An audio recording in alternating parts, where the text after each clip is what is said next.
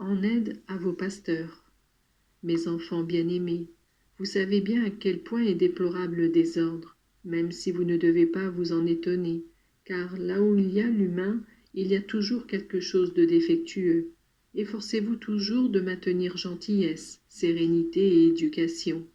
Quel soit le signe de cette charité qui doit régner entre vous, de sorte que vos rencontres soient toujours des rencontres d'amour.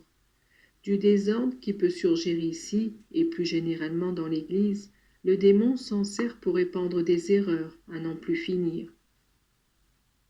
Vous savez comme je désire l'unité et l'harmonie dans l'Église. Vous appelez une l'Église catholique. L'unité est sa première caractéristique, et un est son chef visible, le pape qui représente Jésus. Alors comment donc nombre de mes disciples se laissent-ils éblouir par de fausses doctrines?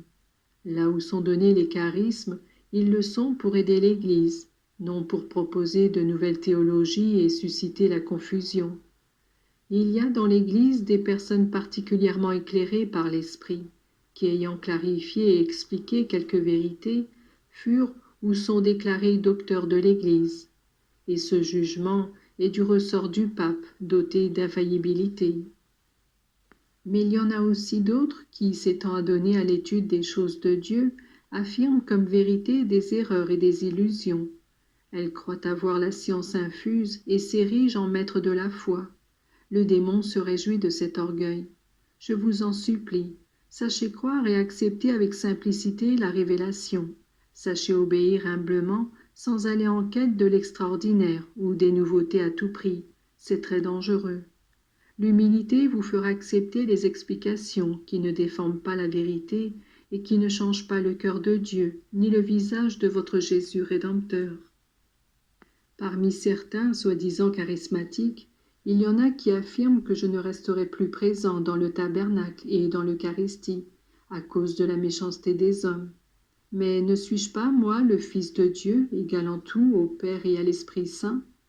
En les privant de ma présence, les hommes deviendraient-ils meilleurs?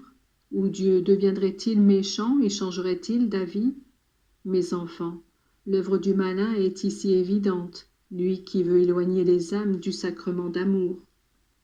Si ensuite vous pensez à certaines nouvelles idées à propos de la chasteté, ne vous paraissent-elles pas diaboliques ces expressions qui nient le 6e et le 9e commandement et qui justifient la passion et la luxure?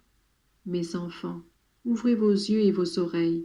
Rappelez-vous qu'un livre qui parlerait des choses de Dieu d'une manière erronée peut être aussi dangereux qu'un livre pornographique et mauvais. Il arrive des choses extraordinaires dans le monde. Beaucoup viennent de Dieu qui veut secouer les âmes et les conduire à la lumière. Mais le démon sait souvent singer le bien pour détruire le bien véritable. Et il le fait avec un art si fin et si imperceptible que vous vous sentez pris comme par inadvertance. Soyez humbles, mes enfants. À cette école, vous n'entendrez pas de grandes prophéties qui font trembler, mais vous sentirez votre cœur se remplir d'amour pour Dieu et pour le prochain, et vous apprendrez à vivre votre christianisme dans son intégralité et avec simplicité, de manière à me ressembler vraiment. Mes enfants, je suis votre divin maître.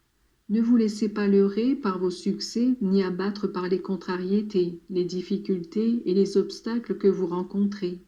Moi, je suis avec vous pour vous prodiguer don sur don. Recevez-les comme tels et faites-en bon usage pour vous et pour les autres.